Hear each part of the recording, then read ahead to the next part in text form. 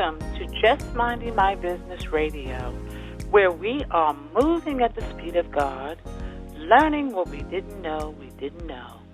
I'm your host, Ida Crawford. And I'm your co-host, Ruth Haskins. So grab a pen and paper and get ready for information that you can use.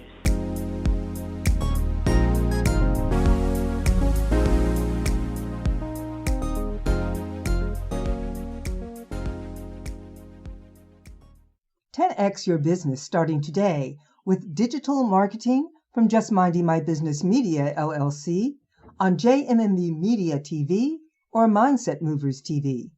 Contact us at jmmbradio@gmail.com. Welcome to Just Minding My Business Media, LLC. Expect the best, prepare for the worst, capitalize on what comes. Zig Ziglar.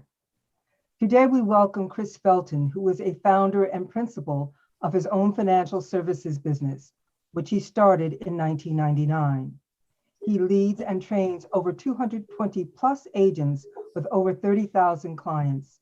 He has been featured in Forbes, Fortune, MarketWatch, NASDAQ.com, Yahoo Finance, U.S. News and World Report, and is a top leader in one of the largest financial services firms in the United States. Chris is co-author of Couples Money, a book which he wrote with his wife, Marlow, which explains how they were able to quadruple their business in a few short years during the Great Recession and overcome serious financial struggles. Welcome, Chris.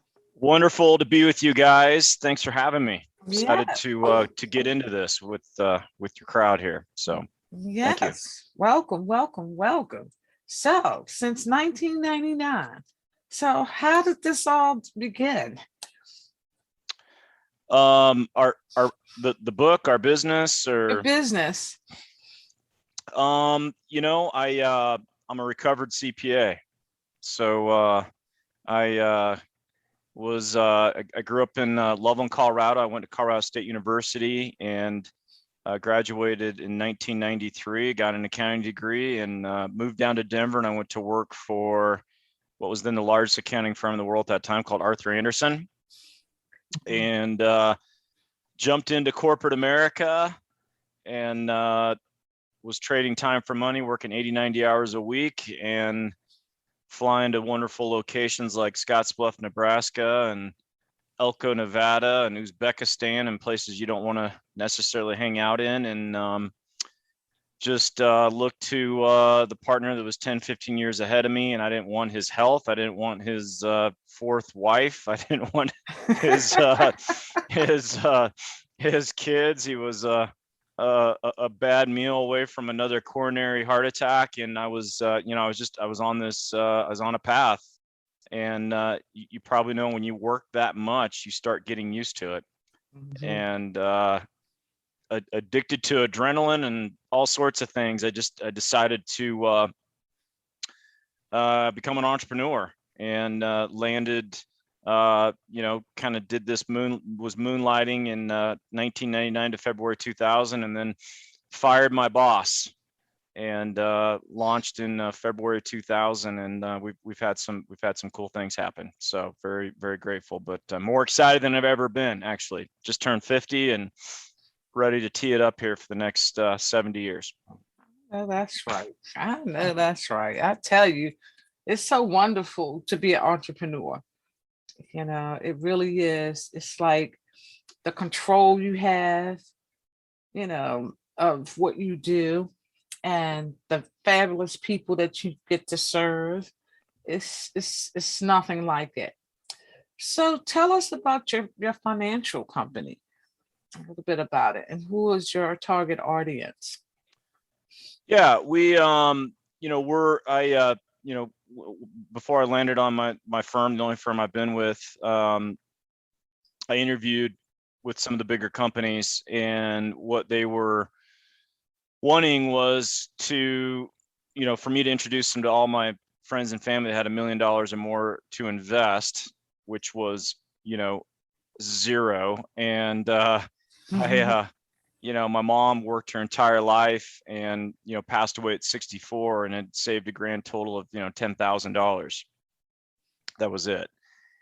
And, you know, my dad died broke. And the fact is 96% of Americans retire broke. And it's amazing. We live in the richest country on the planet, and most people never make money working their lives at all. Mhm. And, you know, so we don't teach this stuff in schools. Our industry, by and large, the less you know, the more they make. So they like to keep middle America confused. And so, you know, I landed on our firm, you know, WealthWave, and have never left, because our mission is to stamp out and eradicate financial illiteracy in the United States. And that's what we're focused on. So if schools aren't going to teach it, if the industry doesn't care, I don't know what your guys' experience were, but we look to our parents, and that's usually a really bad place to look. So somebody's got to, you know, advance the mission and teach people really how money works. So that's what we're all about. Absolutely. Absolutely. So how does money work? So our audience is real clear. How does money work? Well, based on your results, it either works for you, it works against you. So there's lots of different concepts out there. My business partners, Tom Matthews and Steve Siebold, wrote a book pre-pandemic called How Money Works, Stop Being a Sucker. And in it, in November of 19, the statement they made was financial illiteracy is the #1 economic crisis in the United States. And so that was pre-pandemic, right? Mm-hmm. And when I read that, I was like, is that really the #1 problem? And then bam, right? Pandemic hits. Average small business owner has 2 weeks of savings. You know, restaurants are closing. I mean, we had some restaurants around us that have been around for decades, packed every night, very successful, and literally they only had 2 weeks worth of reserves, 2 weeks of savings, people waiting on a stimulus check. So anyway, so that, you know, that book, How Money Works, Stop Being a Sucker, people can find me on howmoneyworks.com/Chris Felton, and they go in there, I'll send them a book. It was the #1 selling financial book of 2020 and the #1 selling financial book of 2021. So How Money Works is actually laid out in that book. And it's somebody can read in about an hour and a half. There's pictures, characters, colors. It's written in 5th grade English. It's I don't know how many financial books you guys have read, but the ones I've looked at are, you know, 500 pages, and you're nodding off after the second paragraph. I mean, they're horrible. So yeah, no, it's been awesome. Just helping my partners get that book out. They've done 155 media appearances. The media loves it. So anyway, so to answer your question, How Money Works is taught in there, but there's just some basics around compounding interest, time value of money, you know, the rule of 72. But also one of the big things that we talk about, I think it's the biggest part of the mission, is the fact that people must become entrepreneurs. It's just not even optional anymore. So they're not going to be able to keep up with real inflation. Real inflation is about 10% annually. That's not what the government wants you to think. It's about 10% annually. And as an employee, real wage growth is 3%. That's a problem. Yes. You don't have to be a math wizard to figure that out. There's a 7%. You're losing the money game 7% per year. I graduated CSU. My first salary was $26,000 in 1993, and I talked to 2 very sharp ladies that graduated 2019. They had 10 times more debt than I did from school, but their salaries were $38,000. Wow. Not much for that time. Yeah, that's not even a 2% annual increase. Mm-mm. Where average real estate prices went up 6%. Anyway, that topic of the inflation wave when I sit down with my clients and I get them to realize that, if you take your bills and you add 50% to them in the next 5 years, are your wages going to keep up? And they're like, no. And I'm like, does that bother you? Because if it doesn't bother you, then we have nothing left to talk about. But if it irritates you, then we must brainstorm on how you can start side business, side hustle, whatever you want to talk about. But people must become entrepreneurs in some way, shape, or form. I agree. Absolutely. It is interesting because there is among the my age group years ago, people were talking about Social Security, and we knew, at least I knew, that I would never stop working. There was just no doubt about it. And when I look at people in my age group who are working and the jobs that they're working, even though they may be supplementing with Social Security, there's no way that they're able to maintain with the rate of inflation growing the way that it is. And we see it in the simplest forms, going to the grocery stores. It's impossible to keep up. So with that being said, you're talking about everybody needs to be an entrepreneur. What exactly do you mean by that? Well, when and I'm on Instagram at CF_E, the number 2E. So one of my missions, E to E, is moving people from employee which is lack of time, lack of control, limited financial upside, to being an entrepreneur with time control and unlimited financial upside. So, why would you put your financial future, your money-making future in the hands of an employer? Why wouldn't you put it, in your hands? And, when I went full-time, guys, from corporate America, being an entrepreneur was the scary thing. That was being an employee was the safe thing. Mm-hmm. And entrepreneurism, when I left corporate America, 20 some years ago, it was, working 100 hours a week, and you were insane. You were a madman, mad woman, tons of risk. You could lose it all that. Well, what the pandemic taught me was being an employee is the unsafe thing. Yes. You absolutely have to become an entrepreneur. So, so an entrepreneur to me is, somebody that bets on themselves, and basically they are creating financial security for others by delivering tremendous value and helping other people improve their lives. And so, I see rising income as a scorecard of service, as a scorecard of value that I'm creating. And, so John Maxwell is one of my favorites. He say, value people, know what they value, and become more valuable. And, when you value people, know what they value, and you become more valuable, to me, that's the hallmark of being an entrepreneur. So I just want to kind of shake everybody up, because I advise clients financially, on their money and what we call the 7 money milestones.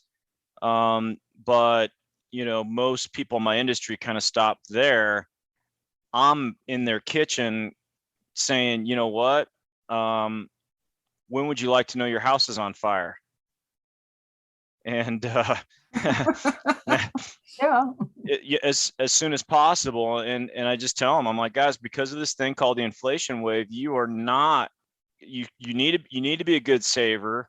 You got to be a good steward of the money that you got. You need to be a good giver and a tither, and all that stuff. But the only way out of the inflation wave, the 10%, 3% challenge, the losing the money game 7% per year, the only way out is you have to become an entrepreneur. You have to become a business owner.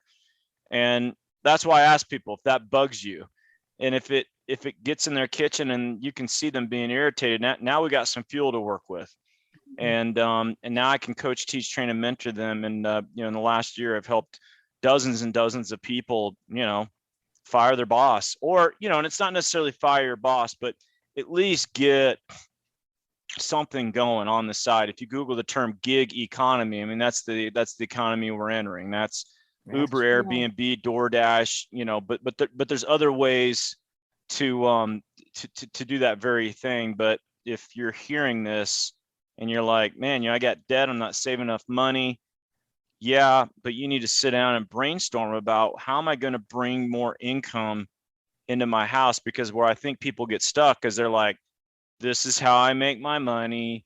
This is what I make, and that's it. And so people need to actually do the hardest work on the planet, which is sit their butt down and think.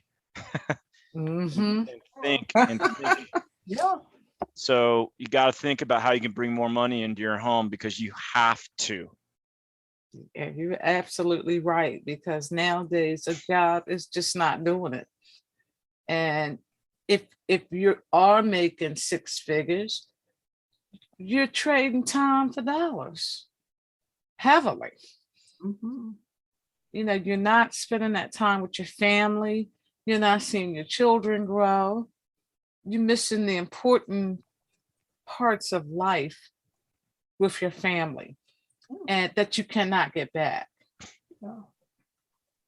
And time. My son, I'm teaching him to be an entrepreneur right now. He supports us with what we're doing and editing and things like that. And he likes art. So, go for it. I mean, if you're in the United States, you can make money doing any and everything in the United States if you put your heart to it and you're passionate about it and you do the work. Yes, totally agree. And brainstorm on what those things are. Brainstorm on the things that get you excited. And there's your podcast and another 30,000 entrepreneur podcasts that can help. You got a mastermind, almost an instantaneous mastermind to help you develop your thinking. And you got to have a personal growth and development plan, which is absolutely necessary, because I think one of the mistakes people make when they get into being an entrepreneur is they think the person that's sitting in that chair at that time is the person that's going to get them to their goals, dreams, and aspirations. And it's not. I want to double my business as soon as possible, but I know that there's a gap, and I know I must personally have a game plan to grow and develop me into the person that's going to get those types of results. And so anyway, and there's a lot to it, but we teach people 4 steps you must have in order to develop persistence. And there's some cool things that we can teach people along the way about how to do that. Wow. So part of your work is mindset, helping people to change their mindset, get out of their comfort zone. Am I right? Yeah. And the book that my wife and I published, Couples Money, was all about that. And so that's our personal story of near financial disaster to this dude, me, having to really work through some belief systems that had been handed down generation around money. And it was poverty mindset, and it was villainizing wealth and wealthy people. And there's just a lot of that in the United States, where if you got wealthy, there must be something wrong with you, or you screwed somebody over, or I mean, there's just it's insane. I know. And we have lots of limiting beliefs. And since you brought that up, I know you did kind of like run through it just now, but a lot of people don't get it, that we deal with money based on the way we've been taught. And if we've been taught a poverty mindset, or a mindset that always says there's never going to be enough, there's never enough, how do you actually work through that with people? How do you get them to break that pattern what is it that they have to do? Because you can't change people. They have to want to change. So what is your program, so to speak? Yeah, I mean, and on our website, I offer a free like 1 hour coaching session basically on this topic, but it's based on, our journey. We were, I went through a divorce and just made massive, stupid financial decisions. This is, from '05 to '08. My second and last wife steps in and she thinks, I look smart and I was given the appearance of being successful, but she didn't know we had $250,000 of unsecured debt, and I was leaking $4,000 or $5,000 a month negative cash flow. I mean, horrible. So anyway, so I'll spare the whole story, but well, actually, that's what we would like to hear, because that's what people identify when they hear somebody else's story their story come out of someone else's mouth. Okay, and I just didn't know how much time we had, so I was just anyway. Please Feel free. Yeah. Yeah. No, so we got married, and I had to finance my divorce and finance, giving my ex-wife half the business, and then I didn't really fight her, so I was paying her $5,200 a month, and we hadn't merged our money yet, and I was basically using debt to keep my business open. So I started meditating and trying to listen to God and get some answers, right? Mhm. And clear as day, my wife wanted to manage the money, but I wouldn't let her because, us guys can be sometimes, we can be stubborn. Is that a fair statement? Anyway, and so clear as day, I got some intuition to let her do it. And I'm a big fan on acting on intuition. And if you don't act on intuition, within a few seconds, your brain starts talking you out of something that could absolutely transform your life. Mm-hmm. And I didn't know all this then. I call it hand of God, but I was moved to, get my butt up and go talk to my wife. And basically I handed the financial reins over to her, but she didn't know what was going on. And the following, week, she's like standing in the kitchen, and guys will know it when your spouse is staring at you and you just kind of feel that presence, and like the hair on the back of your neck stands up, and I'm talking about. And Yeah. and she just had this look I will hopefully never see again. And she just could not believe that she married a guy who had created such a disaster. And so we sat down. Her name's Marlow, so we had the Come to Marlow meeting, and that was horrible. And she introduced a 4-letter word called a budget to me. And I didn't want to look at it. I didn't want to pay attention to it. And that's when I realized that optimism and delusion sleep in the same bed together. Right. Mm-hmm. And so didn't get it, was spending money, totally stupid. And then I ran out of sources, and I had to pay my ex-wife $5,200 the next day. And I had to go home and convince my wife, who had savings, to give me the money to pay my ex-wife. Wow. That's pretty. How would that, right? Yeah. So she's about 5 foot nothing, and everybody in my office is scared of her. And and just months and months of resistance pushed down with no outlet creates a what? A volcano. Yeah. And the volcano came out.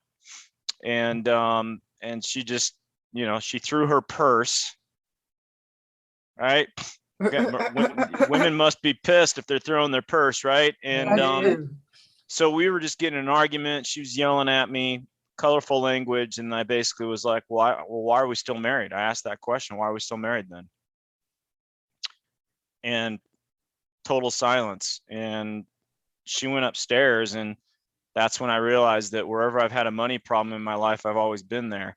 So I'm the common denominator of all my problems, right? And so, and then I just sat down. That was the epiphany that I just told you guys was dad's broke, mom's broke, grandma's broke, grandpa's broke, great grandma, great grandpa. I mean, as far back.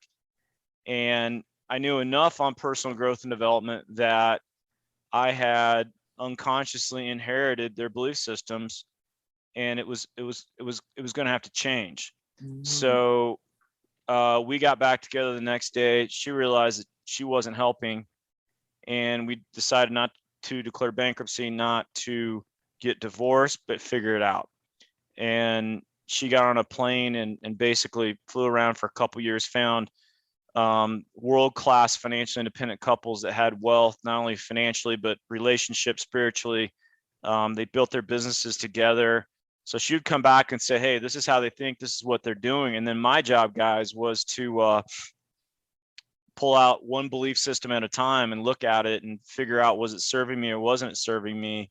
Mhm. And then, do the work, Yes. do the work of basically remaking that whole golf swing, that financial golf swing. And it was work, but I told her that I was all in, and I was going to treat this like, an Olympic athlete would treat their sport. Mhm. An Olympic athlete who treats their sport or is in a sport does what? They are all Oh, in. yes.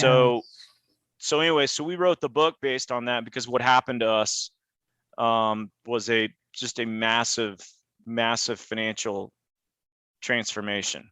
And Mhm. we've been blessed, and our life is unrecognizable from that point. But part of it, Ruth, your question is, part of it just sitting down, and I believe in a formula that says me plus a thought equals a result. That's right.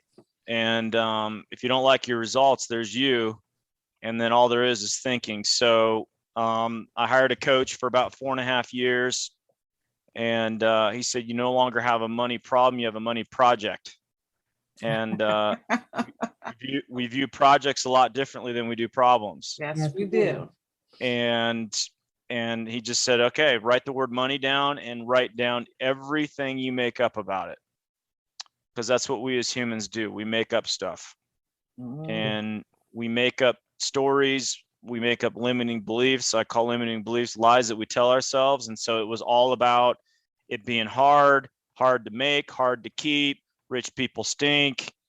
I had all this stuff. And when I finally sat down, I mean, I'm pretty sure no one in the history of my family has ever done this exercise. It was super obvious why I was broke. And so part of the work is changing that underlying story, Mhm. and doing the work. And that's what I help people do. But it's not overnight, because you've been thinking a certain way. For me, it was decades. It's not going to spin out in 21 days. It's going to take some work. But my message every time I get on a podcast is the work is worth it.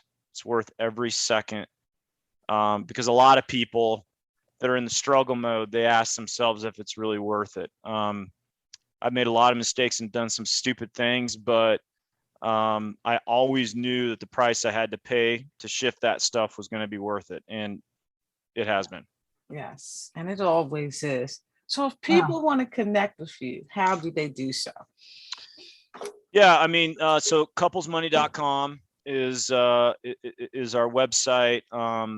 And in the store, I have like I said, a free 1 hour, coaching sessions, $500 value. I think it is, and then some, based on if people go apply there, but it's complimentary.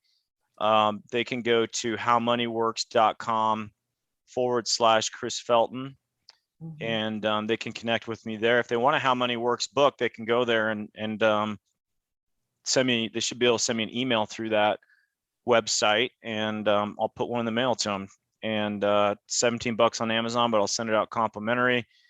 The Instagram CF_ETE, and then I'm on Twitter at CL Felton. I'm very active on Instagram. I do five or so posts a week on just really the stuff that we're talking about here. Like, this is the stuff that actually has made a difference in my life, and has gotten results. So my goal is to impact 10 million plus people before I depart this planet in a very positive way. And this is one of those ways. So I appreciate you guys having me. Yeah, we appreciate you being here, because I always like to talk about money and how to help people change their mindset around it. And just like you said, it's a generational curse. It really is.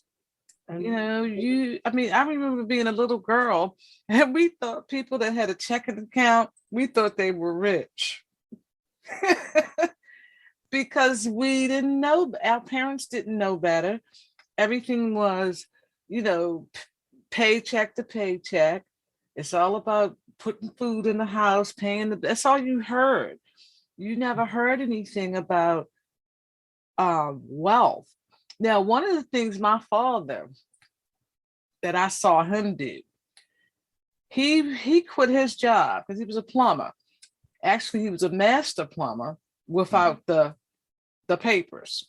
Yeah. And he came home one day and told my mother that he quit his job because he didn't like that. He wasn't an employee. He just didn't have that makeup. And from that point on, he never looked back. And he took care of a family of 5. Wow. That's awesome. We were the answering service. Yeah, I love it. that goes with the territory. Love it. Yeah. That's phenomenal. Sometimes the family has to become involved. That's how they develop family businesses. Yeah. It's almost as if, Chris, we're turning back in a sense to this idea, like you said, of everybody being an entrepreneur. Yes. Years ago, you had the butcher, the baker, the candlestick maker, you had the blacksmith, you had your farmers, you had people who made certain things, leather crafters, what have you. It's almost as if that's where we're going again. But of course, it's within a different framework, within a different economic situation. But still, I know people are thinking, well, I can't be an entrepreneur. I'm sure that's what many people would say in answer to what you said about everybody becoming an entrepreneur. But most people, we don't take a look around us and see what we do and what we do well. Some people, typing is still there as long as there's a computer. Some people type well. They can do a typing service because no one wants to bring someone into their office just to do that. There are just so many things that we do and do well. We laugh about it, but sure enough, cutting grass, gardening, all of those different things are the sources for building a business. And I told Ida during the pandemic, I thought one of the most amazing things that I saw was a van parked outside of my building that was a laundry service. And Lord knows we haven't seen those in ages, where someone will actually come and pick up your laundry, do it, and bring it back. You don't have to take it to the cleaners. They're doing that for you. They're actually being the service. So people are looking, as we talk, and as I listen to you, that's my thought to people, is that they would look at what's available around them to do. It may be something that they never thought of before, that they can actually turn into a worthwhile business. Because I totally agree with you. The day of big corporations is coming to an end. Yes, it is over. And you can see it. They are struggling to get employees now. People have had that time during the pandemic to just think about what matters to me. Yeah. Is it, I drive an hour and a half to work. I'm hating it. I am really pushing hard to build what we have here bigger and better. Yeah. Because I hate it. I don't want to be sitting in traffic for an hour and a half. And then I feel like I'm dealing with a lot of people that they just don't have, I don't know. I can't explain it, but be it that the pandemic just changed my life It changed many people's lives, and now they just see something different. You know, a lot of people took their stimulus money and started businesses Yes. because they realize you can't depend on anybody but you at the end of the day. That was the big reality, I think. That was the big reality check. No, I think that was a huge reality check. And with all the nonsense that was going on, it was like, oh, wait a minute. So why am I depending on somebody else? And this is not just young people. Right. I think it's more the older ones who came to that realization. It's like, stop the madness. Why am I putting my life in somebody else's hands? Yep. Time to stop. And we had, as I just said, we had that time to stop and think. Yes. And the thought process has changed. And I just want to share something with you quickly. Years ago, I worked for an organization, and there was an older gentleman. It was the Jewish Theological Seminary in New York. And this one particular rabbi and I we became very good friends. And I asked him about the curriculum because I had seen the curriculum, and they actually had a class about thinking, how to think. It was a course curriculum. It was mandatory. And I remember one morning in the elevator, I stopped him and I asked him, I said, why do you have a course on thinking? Everybody thinks. And his response was, everybody thinks that they can think. Most people don't think. They react. Yes. And I was like, okay. So this is a part of also of what you're doing. And I really commend you for the work that you're doing. Yes. Because it's necessary. We don't know. We are financially illiterate. My generation was financially illiterate.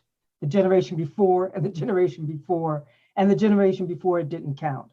So it's like, we are living in a different world, Chris. We need this kind of information. We need it from people who have had your experience. And I'm so glad that you were willing to share your experience with us.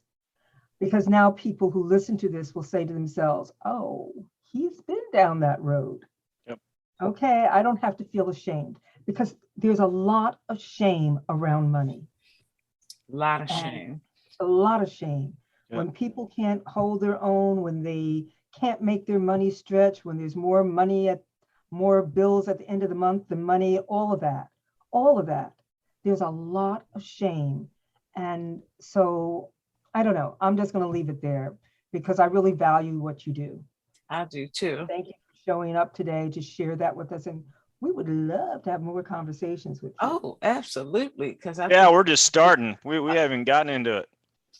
It's all good. Yeah, we got a lot to talk about. So we'd love to see you guys again for sure. I really appreciate it. Absolutely. Okay. Absolutely. We would love to have you back and dig deeper. Go for a deeper dive. Yes.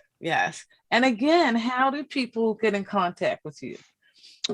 Couplesmoney.com. And once again, under the store, there's a complimentary coaching session where I can help do some deeper dives on this stuff with you guys. Instagram CF_E to the number 2E, CF_E to E. And then on Twitter at CL Felton. And then howmoneyworks /Chris Felton. So howmoneyworks.com /Chris Felton. Yep. So. Okay. Yes. But this is just the beginning, just like you said, because we can't talk enough about money. And we are very passionate about helping people create a different mindset around it. And it also strengthens us. You know, when we're going through the trenches of the business world, some days it's good, some days it's not so good, but it just helps us to stay grounded when we get to talk to people like yourself who has had a journey. And I think most people in business, it's a journey, and are able to come on the other side of it and help other people to do the same. So we really appreciate you definitely sharing your knowledge with our platform. Yeah, no, happy to help. And anyone that wants to reach out, please do. I respond quickly. I'm on the case, and just here to serve and help people have a better life. That's at the end of the day, that's where we find true fulfillment, is in growing ourselves and serving others. And so that's my mission. All righty. Well, thank you so much. Thank you. Thank you, guys. Your business, through Just Minding My Business Media, has exposure on internet radio, major social media platforms, and now TV. Through Just Minding My Business, dynamic digital marketing platform. Don't listen to the word on the street. Hear it for yourself. Visit jmb.assistercircle.org to learn how you can take your business, your vision, to the next level. Voiceovers by RCH VoiceWorks, for when you want to be heard. Call 443-620-4115.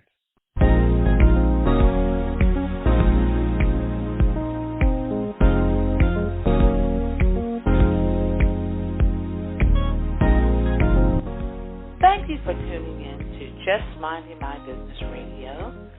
I'm your host, Ida Crawford. And I'm your co-host, Ruth Haskins. We hope you enjoyed the show and appreciate you stopping by. Many blessings to you and yours.